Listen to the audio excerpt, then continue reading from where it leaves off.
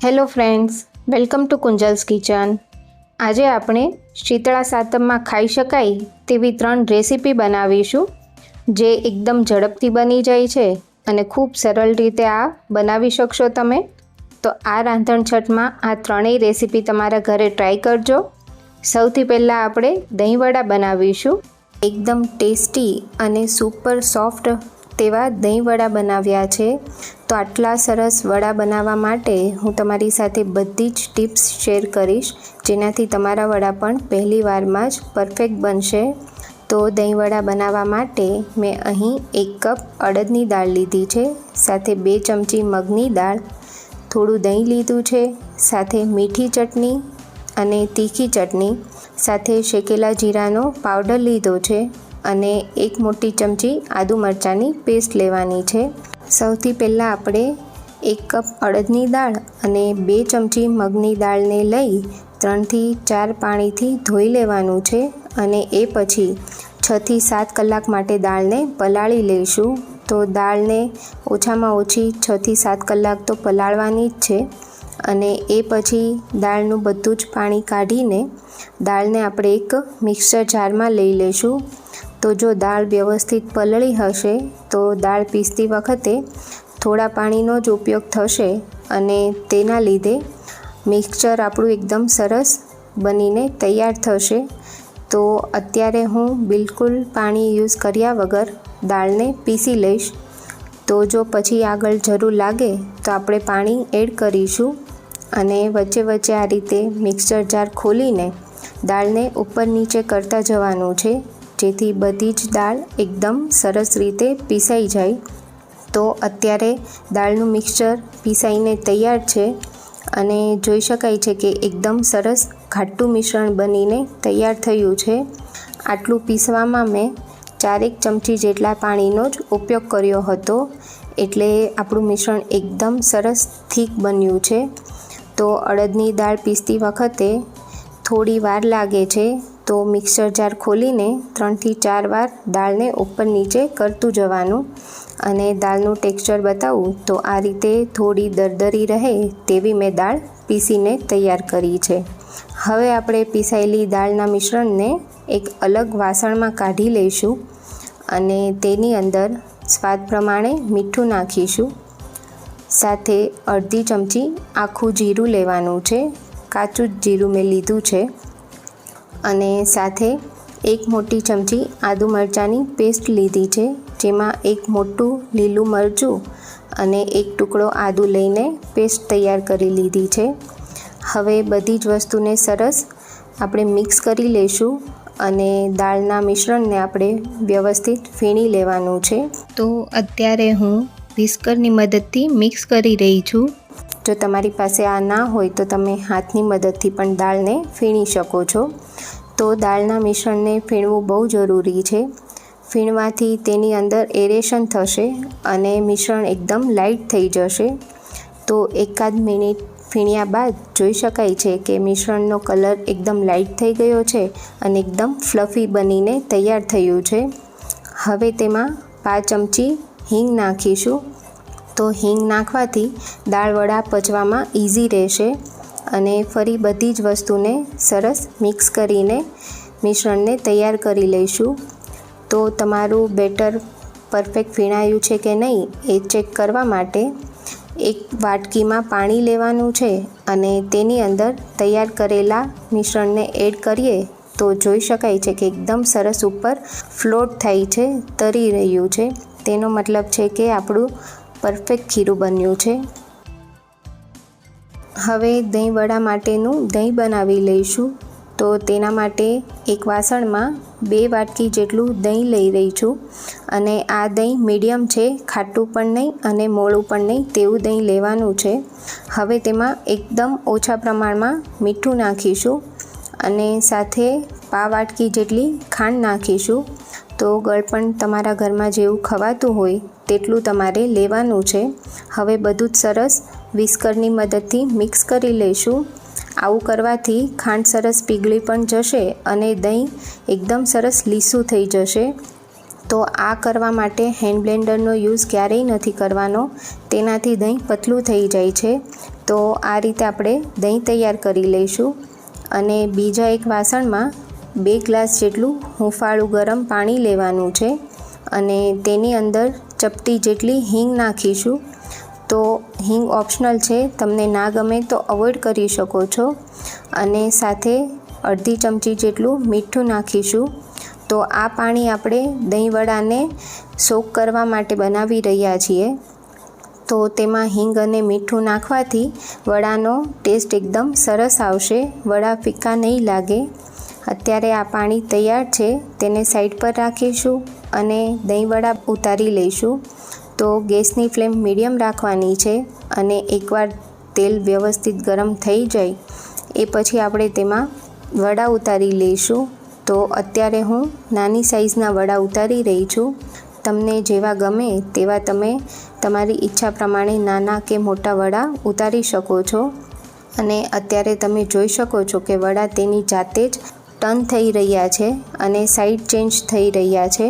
તો જો તમારું ખીરું પરફેક્ટ બન્યું હશે તો તમારા વડા આ રીતે એકદમ સરસ ફૂલી જશે અને એકદમ સરસ બહારથી ક્રિસ્પી બનશે. તો અત્યારે આપણા વડા તળાઈને તૈયાર છે અને એકદમ સરસ ગોલ્ડન કલરના તળ્યા છે અને તેને ડાયરેક્ટ આપણે પાણીમાં એડ કરી દઈશું, જે પાણી હુંફાળું આપણે તૈયાર રાખ્યું હતું તેમાં, અને તેને 10થી 15 મિનિટ જેવું તેમાં સોક કરીને રાખી મૂકીશું. અને સાથે બધી જ દહીંવડાની બેચ આપણે તળીને તૈયાર કરી લઈશું. તો દહીંવડાની સાઈઝ તમે તમારી ઈચ્છા પ્રમાણે નાના કે મોટા બનાવી શકો છો.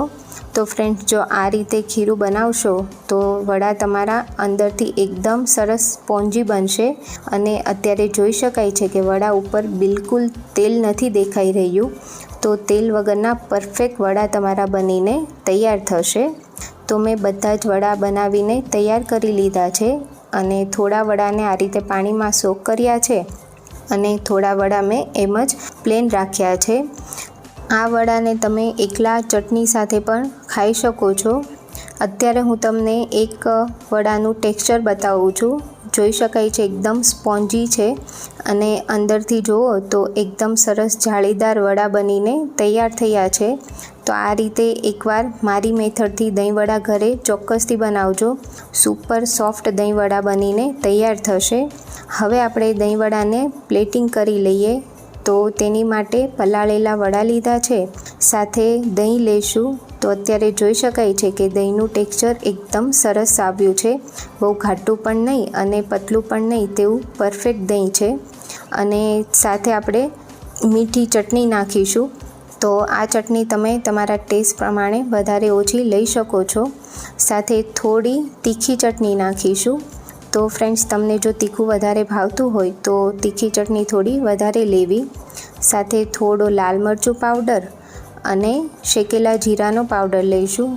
તો દહીંવડા હોય એટલે શેકેલા જીરાનો પાવડર તો ચોક્કસથી નાખવાનો. તો આ રીતે આપણા ટેસ્ટી દહીંવડા બનીને તૈયાર છે. અને એ સિવાય તમે વડાને પલાળ્યા વગર જ આ રીતે નાના ટુકડા કરીને પણ સર્વ કરી શકો છો. તો બંને રીતે દહીંવડા એકદમ ટેસ્ટી લાગે છે. તો સુપર સોફ્ટ અને ટેસ્ટી એવા દહીંવડા તમારી ઘરે એકવાર ચોક્કસથી ટ્રાય કરજો. હવે આપણે મેથીના થેપલા બનાવીશું. તો આ થેપલા એકદમ સોફ્ટ બને છે અને તેને તમે 3થી 4 દિવસ સુધી સ્ટોર કરીને પણ રાખી શકો છો. તો તેના માટે મેં અહીં એક ખાંડણીમાં 7થી 8 કળી જેટલું લસણ લીધું છે અને તેની સાથે આપણે એક મોટી ચમચી જેટલા ધાણાના જે ડંઠલ આવે તેને આ રીતે ઝીણા કાપીને લઈ લેશું. તો ધાણાના ડંઠલને આ રીતે ખાંડવામાં લેવાથી તેની ફ્લેવર પણ એકદમ સરસ આવે છે અને થેપલા વણતી વખતે તે નીકળી પણ નથી જતા.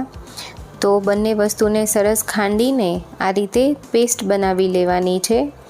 અને એ પછી અહીં 2 કપ જેટલી મેં મેથી લીધી છે અને સાથે 2 કપ ઘઉંનો લોટ લીધો છે.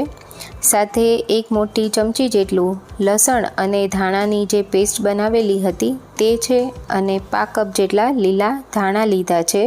અને હવે અહીં મેં 2 કપ જેટલી મેથીને સરસ ધોઈને કોરી કરી લીધી છે અને તેને આ રીતે મોટી મોટી સમારી લેવાની છે. તો મેથીને આ રીતે મુઠ્ઠી સમારવાથી થેપલાનો લુક પણ સરસ આવે છે અને મેથીની કડવાશ પણ થેપલામાં નથી આવતી. તો આ રીતે મેં મેથી બધી જ સમારીને તૈયાર કરી લીધી છે. એ પછી તેની અંદર 2 કપ જેટલો ઘઉંનો લોટ લઈશું. તો જે આપણે રોટલી બનાવવામાં લેતા હોઈએ એ જ લોટ અહીં લેવાનો છે. અને તેની સાથે તેની અંદર 1 મોટી ચમચી જેટલું લસણ અને જે ધાણાની પેસ્ટ કરીને રાખી હતી તે લઈ લઈશું. અને સાથે પાક વાટકી જેટલા આપણે ધાણા લેવાના છે. તો ધાણાને આ રીતે ઝીણા સમારી લઈશું. અને એ પછી તેની અંદર 1 ચમચી ધાણા જીરું પાવડર, અડધી ચમચી હળદર પાવડર અને અડધી ચમચી જેટલો લાલ મરચું પાવડર નાખીશું. અને સાથે 5 ચમચી હિંગ લઈશું અને 5 ચમચી જેટલો અજમો લેવાનો છે. તો અજમાને આ રીતે હાથેથી થોડો મસળીને લઈ લઈશું. અને હવે તેમાં સ્વાદ પ્રમાણે મીઠું નાખીશું અને 2 ચમચી જેટલું ઘી અને 2 ચમચી તેલનું મોણ નાખવાનું છે. તો થેપલામાં જો તમે ઘીનું મોણ નાખશો તો તમારા થેપલા એકદમ સરસ સોફ્ટ બનશે. તો હવે આપણે બધી જ વસ્તુને સરસ પહેલાં મિક્સ કરી લઈશું અને લોટમાં સરસ મોણ મિક્સ કરી દેવાનું છે. અને એ પછી જરૂર પ્રમાણે થોડું પાણી લેતા જઈશું અને લોટ બાંધી લેવાનો છે. તો થેપલાનો લોટ આપણે પરાઠા જેટલો કઠણ પણ નહીં અને રોટલી જેટલો ઢીલો પણ નહીં તેવો મીડિયમ કઠણ લોટ બાંધીશું. તો અત્યારે આપણો લોટ બંધાઈને તૈયાર છે. હવે તેની ઉપર 5 ચમચી જેટલું તેલ નાખીને લોટને થોડો મસળી લઈશું. અને એ પછી આપણે લોટને ઢાંકીને 10 મિનિટ જેવો રેસ્ટ આપી દઈશું. તો રેસ્ટ અપાયા પછી લોટને ફરીવાર આપણે થોડો મસળી લેવાનો છે. અને એ પછી તેમાંથી લુવા પાડી લઈશું. તો એક સરખા થેપલા થાય તેના માટે પહેલાં બધા જ એક સરખા લુવા બનાવીને તૈયાર કરી લેવાના અને લુવાને ઢાંકીને રાખવાના જેથી તે સુકાઈ ના જાય. એ પછી આપણે આ રીતે અટામણ લઈને થેપલા વણી લઈશું. તો થેપલા વણવા માટે જો થોડું અટામણ લેશો તો થેપલું તમારું એકદમ સરળતાથી વણાઈ જશે. અને અત્યારે તમે જોઈ શકો છો કે મેં એકદમ સરસ પતલું થેપલું વણીને તૈયાર કરી લીધું છે. તમે તમારી ઈચ્છા પ્રમાણે જાડા કે પતલા થેપલા વણી શકો છો. તો હવે આપણે થેપલાને શેકી લઈશું. તો તેના માટે મેં અહીં તવીને ગરમ કરી લીધી છે અને થેપલાને હવે તેના પર લઈ લેશું. અને બંને બાજુ થેપલાને પહેલાં કાચું પાકું શેકી લેવાનું છે. અને એ પછી થેપલા પર 1 ચમચી જેટલું તેલ મૂકીશું અને બંને બાજુથી થેપલાને શેકી લઈશું. તો થેપલું શેકતી વખતે પહેલાં તો ગેસની ફ્લેમ મીડિયમ હોવી જોઈએ. અને બીજું એ કે થેપલાને તમારે વારંવાર પલટવાનું નથી. જો આ 2 વસ્તુનું ધ્યાન રાખશો તો તમારા થેપલા એકદમ સરસ સોફ્ટ બનશે. ગેસની ફ્લેમ સ્લો રાખશો તો પણ થેપલું ચવળ થઈ જશે અને વારંવાર પલટવાથી પણ થેપલું ચવળ થઈ જાય છે. તો અત્યારે આપણું થેપલું શેકાઈને તૈયાર છે. એવી જ રીતે બધા જ થેપલા આપણે શેકી લઈશું. અને અત્યારે આટલા મેઝરમેન્ટમાંથી આપણા 13થી 15 જેવા થેપલા બનીને તૈયાર થાય છે. તમે જોઈ શકો છો કે એકદમ સરસ થેપલા બનીને તૈયાર થયા છે. તો ફ્રેન્ડ્સ, તમે એકવાર આ રેસીપીથી થેપલા ઘરે ચોક્કસથી ટ્રાય કરજો. અને ઘીનું મોણ નાખીને બનાવશો તો તમારા થેપલા 2થી 3 દિવસ સુધી એવા ને એવા સોફ્ટ રહેશે. તમે અત્યારે જોઈ શકો છો કે થેપલા એકદમ સરસ સોફ્ટ બન્યા છે. તેને આ રીતે મુઠ્ઠીમાં ભેગું કરો તો એકદમ સરસ ભેગું પણ થઈ જાય છે. અને તોડીને જુઓ તો એકદમ સરસ તૂટે છે. એટલા સરસ સોફ્ટ થેપલા બન્યા છે. અને હવે ચાસણીની ઝંઝટ વગર લાઈવ કે લચકો મોહનથાળ બનાવીશું. તો જે લગ્ન પ્રસંગમાં હોય તેવો જ ટેસ્ટી બનશે. તેના માટે મેં અહીં 1 વાટકો ચણાનો લોટ, સાથે અડધો વાટકો ખાંડ, અડધો વાટકો ઘી, થોડું કેસર લીધું છે પાણીમાં પલાળીને, સાથે ઇલાયચી અને જાયફળનો પાવડર લીધો છે અને થોડું દૂધ લીધું છે. તો તમે જે કોઈ પણ વાટકાથી માપીને ચણાનો લોટ લેતા હોય તો તેનાથી અડધી ખાંડ અને અડધું ઘી લેવાનું છે. તો આ રીતે એકદમ ઇઝી મેઝરમેન્ટ છે. અને હવે આપણે સૌથી પહેલાં એક કડચીમાં 2 ચમચી જેટલું ઘી નાખીશું અને તેની અંદર આપણે 2થી 3 ચમચી દૂધ નાખવાનું છે. તો આપણે સૌથી પહેલાં ધાબો દેવા માટે ઘી અને દૂધનું મિશ્રણ તૈયાર કરી લઈશું અને તેને થોડું ગરમ કરી લઈશું.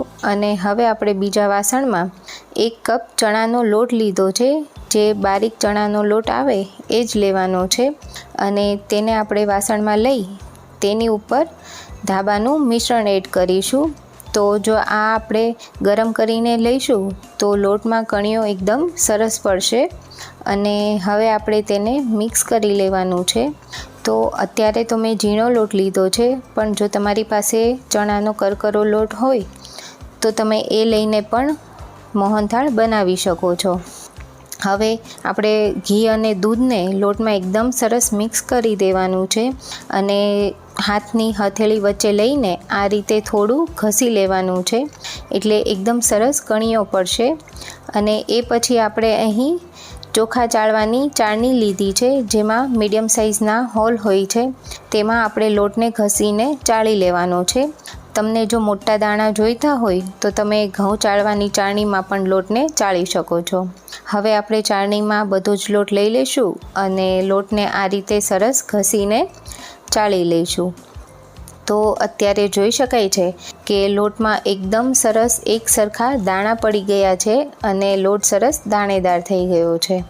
હવે આપણે લોટને શેકવા માટે એક વાસણમાં અડધો કપ ઘી લઈશું અને ઘી ગરમ થાય એટલે તેમાં ધાબો દીધેલો જે ચણાનો લોટ હતો તે એડ કરી દઈશું અને એકદમ સરસ મિક્સ કરીને સ્લો ફ્લેમ પર લોટને શેકતા જઈશું. તો અત્યારે ગેસની ફ્લેમ સ્લો રાખીશું અને 4 થી 5 મિનિટ પછી જોઈ શકાય છે કે લોટ આ રીતે સરસ ઢીલો થઈ જશે અને એકદમ સ્મૂથ ફરવા લાગશે. તો ફ્રેન્ડ્સ, આ રીતે જો તમે મોહનથાળ બનાવશો તો ચાસણીની ઝંઝટ વગર એકદમ ટેસ્ટી મોહનથાળ તમે ઘરે બનાવી શકશો. અને હવે 10 મિનિટ લોટ શેક્યા પછી તમે લોટનું ટેક્સચર જોઈ શકો છો. એકદમ સરસ દાણેદાર થઈ ગયું છે અને લોટ એકદમ સરસ બદામી કલરનો શેકાઈ ગયો છે. હવે ગેસની ફ્લેમ બંધ કરીને તેની અંદર આપણે 3 ચમચી જેટલું દૂધ નાખીશું અને તેને એકદમ સરસ મિક્સ કરી લઈશું.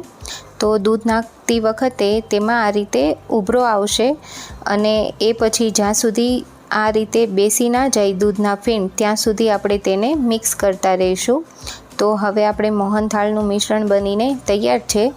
હવે આપણે ચાસણી બનાવી લઈશું. તો તેના માટે અડધો કપ જેટલી મેં ખાંડ લીધી છે અને સાથે ખાંડ ડૂબે તેટલું અડધા કપ જેટલું પાણી લઈશું અને ચાસણી માટે ખાંડ અને પાણીને વ્યવસ્થિત મિક્સ કરીને ખાંડ ઓગળે ત્યાં સુધી મિક્સ કરતા રહીશું. હવે આપણે તેની અંદર કેસરવાળું પાણી નાખીશું. તો અહીં મેં 8 થી 10 તાતણા કેસર લઈ 1 ચમચી ગરમ પાણીમાં પલાળી દીધા હતા અને સાથે 1 ચમચી જાયફળ ઇલાયચીનો પાવડર લઈશું. તો આ બંને વસ્તુને આપણે ચાસણીમાં એડ કરીને એકદમ સરસ મિક્સ કરી દેવાનું છે અને એ પછી આપણે ચાસણી ચેક કરીએ તો આ રીતે ચમચામાંથી જે લાસ્ટ ડ્રોપ પડે તેમાં થોડો તમને તાર દેખાય ત્યાં સુધીની જ આપણે ચાસણી કરવાની છે. અત્યારે તમે જોઈ શકો છો એકદમ સરસ વ્યવસ્થિત ચાસણી બની ગઈ છે. હવે આપણે તૈયાર થયેલ ચાસણીને મોહનથાળના મિક્સરની અંદર એડ કરી દઈશું અને ગેસની ફ્લેમ સ્લો રાખીને આ મિશ્રણને આપણે કૂક કરી લેવાનું છે.